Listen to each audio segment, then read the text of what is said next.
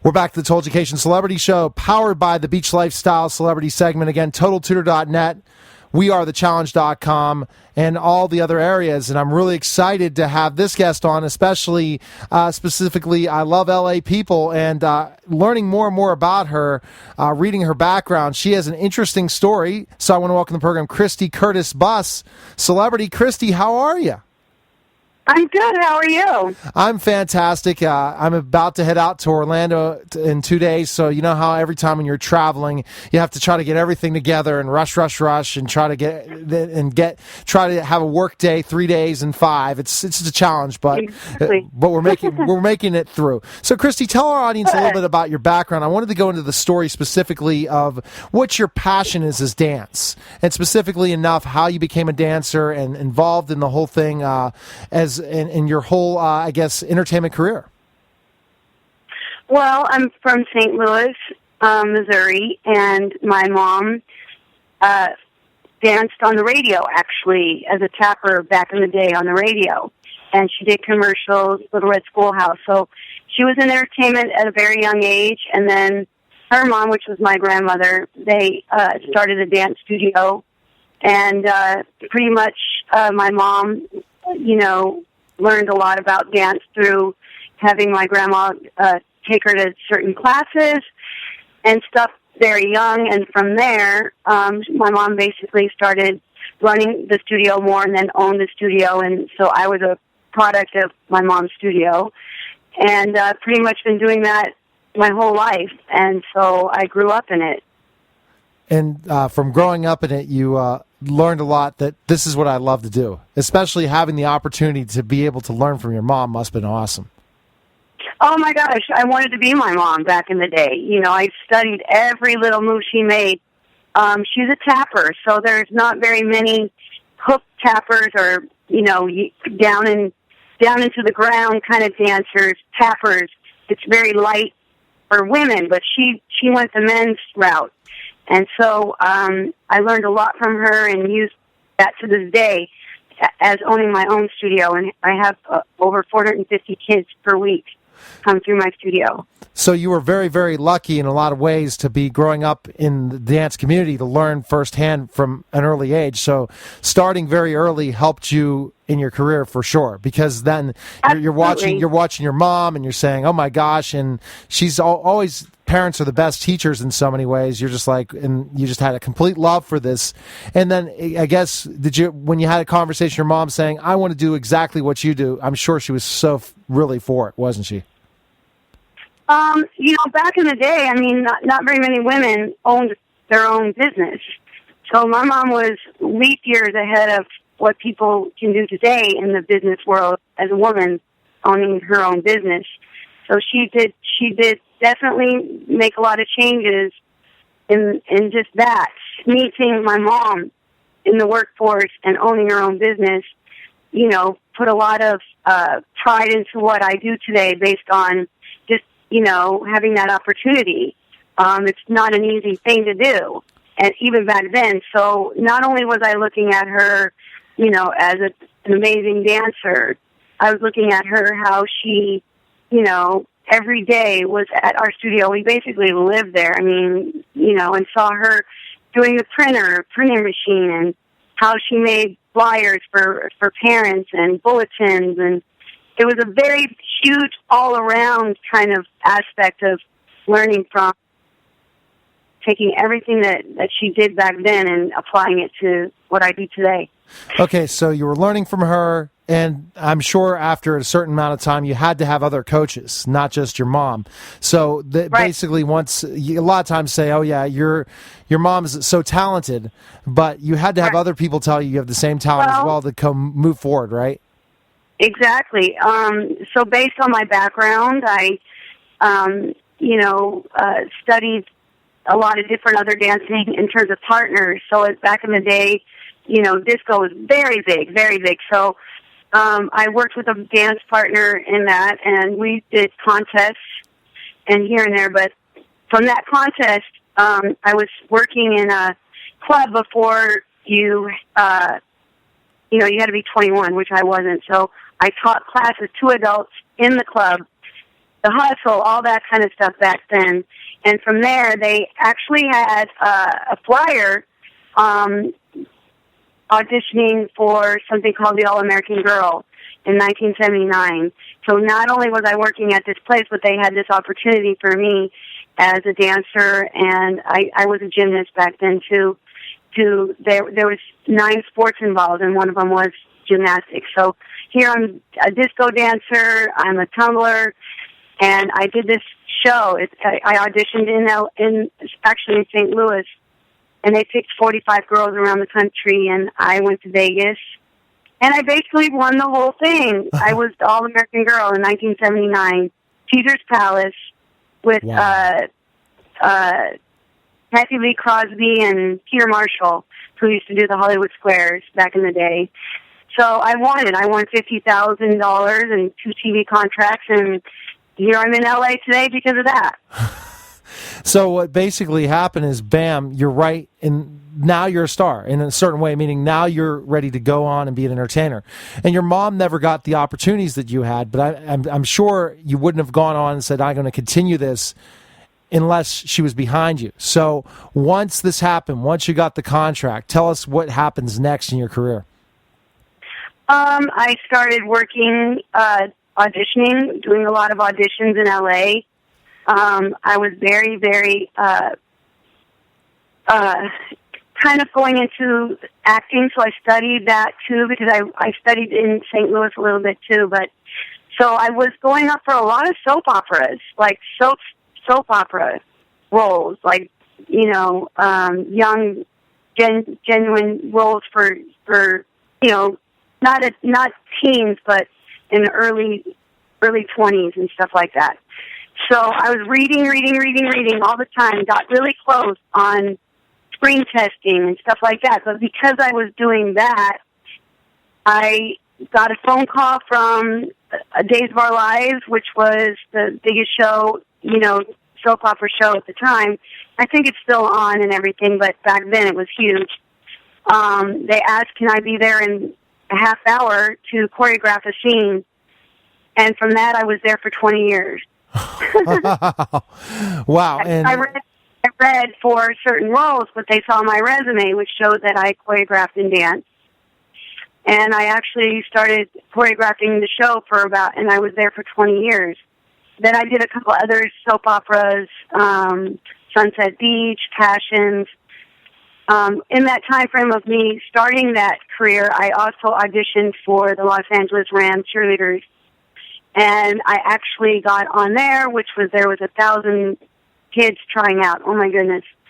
But not only was it for the love of sports, which I did love, because St. Louis is kind of a sports town, but I did, because of the opportunity of being a Rams cheerleader, I did 8 USO tours all over the world. Wow. So I mean, everything kept snowballing into certain things. So I, you know, was the dance captain. We did huge shows all over the world. And, you know, in 1983, I was in Beruit as the bombs were going off, you know, really understanding what our servicemen do for our country. So, you know, that was the best thing I've ever done in my life, is travel the world on USO tours and seeing, you know, what our military does do for us. You know, it's crazy. So with my dance background, I've gotten that opportunity also. So how did you work on soaps and still have the opportunity to do all this stuff with the Rams and all that stuff? How'd that happen? It's just work. You know, you don't work every day on a soap opera. You work certain days that they call you and say you need to be open this day, this day, this day. So, and then tours were usually around holiday times, you know, and so that's where I spent my Christmases. So you were one of the celebrity cheerleaders. Not many had that background like you that were on part of the dance team, right?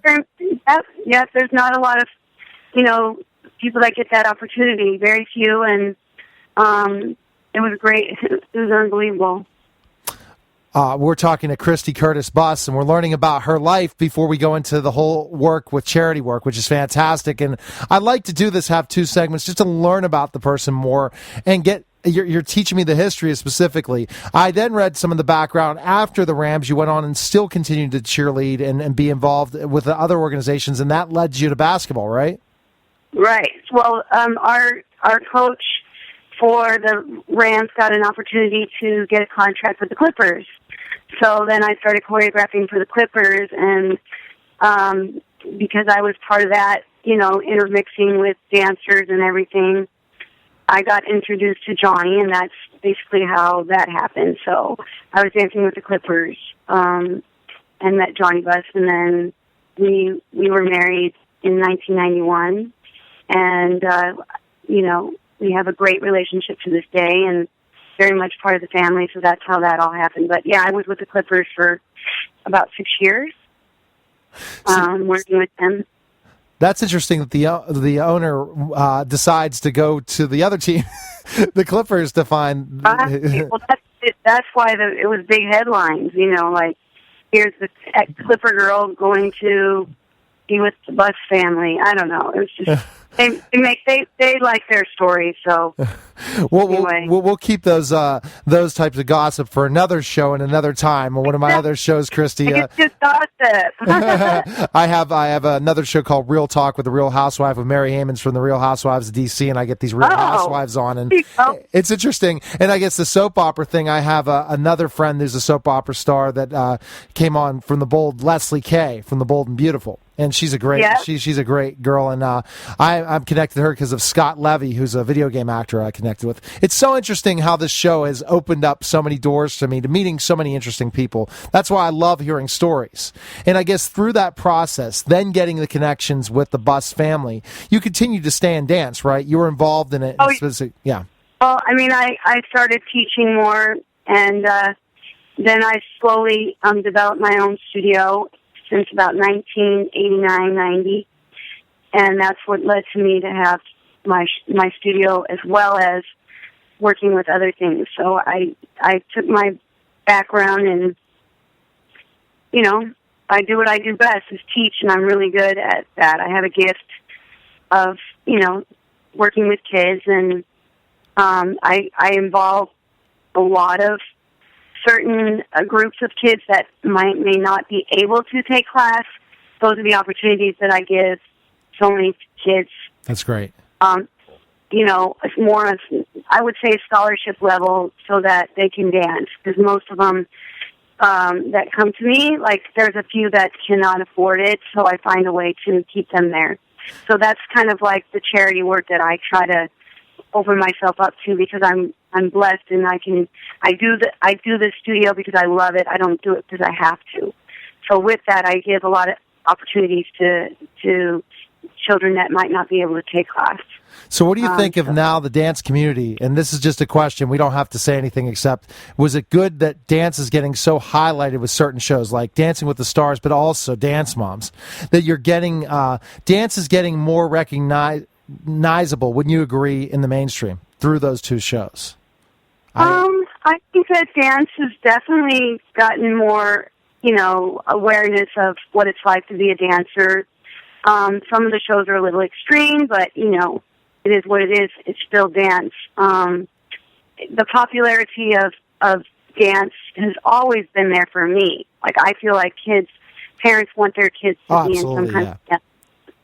But for me, like, I've had generations of kids from, some of them are almost in their 40s, because I've been teaching for a long time. I used to assist my mom at 13, 10. So I have, people in their 40s who reach back out to me on what, I've done with them and their teaching. And all my kids come back to me somehow, and they're very, very well-grounded in their experiences in school have reached higher levels based on, I feel, my discipline and dance. Okay, cool. I'm looking forward to learning more about that, but we're going to have to take a quick break. We're talking to Christy Curtis-Buss, and we're learning about her life. Now we're going to go into her charity work and working still hand-in-hand with the Lakers. You're listening to Total Education Celebrity Show on the Total Education Network, powered by the Beach Lifestyle Celebrity segment, and we'll be back in just a moment. We're back to the Total Education Celebrity Show on the Total Education Network, TotalTutor.net for more information. Twitter, Total Tutor Neil S. Haley, Facebook. And we're with Christy Curtis-Buss, and I'm learning about, wow, I would have never thought a LA Ram cheerleader would be a soap opera star. And I wonder if this would ever happen today, especially with TMZ and all those different things, Christy, if that would ever happen again, what you were able to do. I don't know. I take myself very, I don't get caught up with all that. I work hard. I know so many people in the industry, and you can take it for what it's worth in terms of going overboard with, craziness of celebrity, or just do your thing, do it well, and then nothing else gets to be said. No matter what anybody says, I know what I do. So it is what it is. You had a passion for dance, and you could have just sat and said, I'm just going to keep doing soap operas, but you wanted to always go back to your craft. And that's what led to, and people would say, well, the money was much better on a soap opera than working for the Clippers or the Rams, for sure. And it's a weekend warrior type job compared to a job that can be a living. So I'm sure people were looking at you like, why? Because you love dance. And that's what I guess has led to specifically also helping and supporting and different things. So tell me a little bit about Kids on a Bus. Well, I'm working on a program to hopefully bring in some of the best talent all over the world to be able to have a venue to showcase their talent for kids too. Like, there's nothing to do in Vegas for children, but their families do still all go there, and they don't have their own outing of a show. There's a couple things, but not really. So for me, it's the talent of kids that I want to bring together and have a show based on kids, for kids, as well as adults. And so I'm in the process of pulling this together. I just finished a show there, choreographing and producing hip-hop legends, which was a tribute to hip-hop legends, Tupac, Snoop, Dr. Dre. And it was it was still a young group, but not for children. So that was great. And it's going to come back. That show's going to definitely come back. It was a great hit. It was very classily done, and we're ready to do that one again, too. So Kids on a Bus is about kids and bringing out the best talent in the world and making dancers work with them to create a show, hopefully for kids. And a show on in Vegas, and basically a theatrical show, correct? Theatrical, yep. It's definitely a full-on show of talent, and a theatrical makes it more of a show, yes, for sure. Not just showcasing, but some kind of theatrics around it, definitely. And then part of your proceeds is going to go towards the Los Angeles Lakers Foundation, correct? Excuse me? Is there proceeds for Kids on the Bus that when you're doing it? I will, be able to offer some of the proceeds to the Lakers, as well as other organizations, but pretty much for more scholarships for kids to be able to dance, too. Okay. So you're spreading in the wealth. You're not saying, okay, one area is going to get this in another area. And then for Kids on the Bus, you're looking for talent all over the place that might not have the money, but have the talent, it sounds like. Am I right? Exactly. So not the moms that pour in thousands and thousands and thousands and dance that, a situation occurs where, that's why they have the opportunity. You want to you want to look for raw talent. How do you go out and search for that raw talent? Tell me about that. Oh, it's so much fun. Yeah, it's just, you got your other shows out there that, American Idol and all that. But we want to go around the world where there's people who don't see them. They're in the middle of nowhere. So we want to really search out some great talent. And searching out that great talent, what areas do you travel to? Or do you have agents or people that travel to those cities to have tryouts to check them out? How do you find that raw talent? We're going to be going. We have some contacts in Philippines and Korea, all all over Asia, all over the United States as well, and Europe.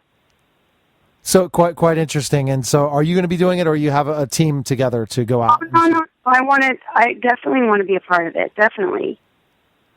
That's part of the process, is really seeing, youth and talent and raw, just to show their gift, because it is a gift when they can just do stuff without, a lot of work to it, or a lot of, like you said, parents pouring money to make them try to be good. These are just kids that would be good. And when you discover that talent, what makes raw talent that you say, "Hey, I can"? This is definitely someone coachable that really has all the intangibles, but however does not have the proper training. Because it's a natural gift, and you just need to tweak it. It's a natural gift. I don't need a lot of things, because basically, I toured with LeAnn Rhymes, and she has a natural gift. It's a God-given gift for voice, and not very many people. She didn't. I'm sure she trains and everything, but it's just part of who she is her voice. So, I know what that's like to hear it and see it. And I guess the whole other part of Kids on the Bus that really makes it cool is the fact that you're trying to provide a family audience in the Vegas area, and that's key. Yes, definitely. Kids like to get dressed up, and let them go to the theater. Let them see what it's like to, get dressed and get ready to go to their show, versus just all adults in Vegas. So we're bringing out the family environment, hopefully, and it's never been done, and I'm excited about it, because, I work with some people in Vegas who's been there a long time, and it's just never been done. Is you're going to pull any kids from your studio that you gave scholarships to that had raw talent to try out for Kids on the Bus, or are you looking for just different? Yeah. Definitely. That's part of hopefully what, the studio can provide for them as an opportunity. As well as other kids. But yeah, I want to give them an opportunity too. And when you say, as a teacher, when you're looking at raw talent, then you finally say, okay, I'm going to give it a try. They'll say, hey, they're worth it. It's kind of almost like America's Got Talent, right, Christy? You bring them in, they look interesting. Let's go ahead and have them audition and see. What do you see as coachability? Because again, I really look at this in a lot of ways. I see I have 3 daughters, and they're 8, 4, and 2. And I see from each one of them that they have certain abilities and raw talent in certain aspects in life, maybe academic, maybe athletic. When you really look for people who are coachable, right? That's a key component, so that, even though they might have lots of raw talent, they might not be the kind of person that can be led, right? When they're kids, you can basically work with them, so they're not molded yet. So that's what I'm saying about the raw talent. So you can find a way to work with them, because that's what I do. I'm good at it. I know how to bring out the best in any kind of talent. And could you see yourself working with children in your studio for a long time to come? Is it something where, just like your mom did, that this is where I want to be? I can't wait to be at the dance studio and involved. I feel like I'm really good at it. It's hard to not be involved, even though I try to slow down a little bit. But, I bring out a lot of things that, I see that can help make them be better than they are. So that's just something, again, a gift that I know what I can do to make everybody who's got talent a little bit stronger, a little bit better. Okay, I guess what do you think your ultimate goal with Kids on the Bus? Where do you want to see it in the next 5 years, once it gets rolling and gets going? I would like it to be a mainstay show in Vegas, so that we can bring in a lot of talent, as well as take care of a lot of, give back to the community, give back to the dance world, to bring on other dancers who might not be able to afford it, as well as hopefully, help my family background with the Lakers.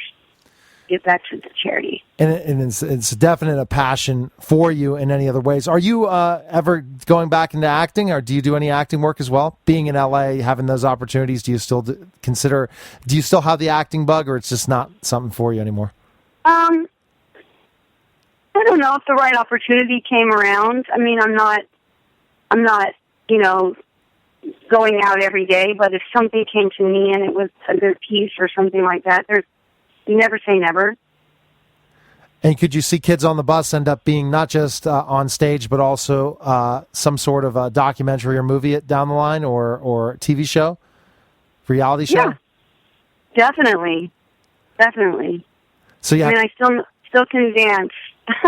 Oh, that's great. That keeps you moving. That keeps you going in so many ways and different ways. So how can our listeners follow you, Christy? Where can they find more information on you? I'm on Twitter. Okay. Christy C-Buss, at Christy C-Buss. Yeah. Any websites? At Facebook, Christy C-Buss, at Christy C-Buss. Twitter. Okay, great. Awesome. And what advice would you give parents out there that want their kids to be involved in dance and be able to go where you ended up going? What advice would you give them? Let them follow their heart. Let them really love the passion of dance and work hard. Discipline. Hard work and discipline really pays off, I guess, what you're saying, and you really worked hard to get where you're at, and you didn't take off. And as a performer, the successful performers keep going in so many ways to doing it. So it was great talking to you, Christy. Best of luck on Kids on the Bus. We'll have you back in maybe 6 months to update us on what's going on in all those areas, and it was a pleasure learning more about you. Thank you so much. Thank you for your time. All right, take care, Christy. Okay. Okay. Bye-bye. Bye-bye. You're listening to Toll Education Celebrity Show on the Toll Education Network, powered by the Beach Lifestyle Celebrity segment, and we'll be back in just a moment.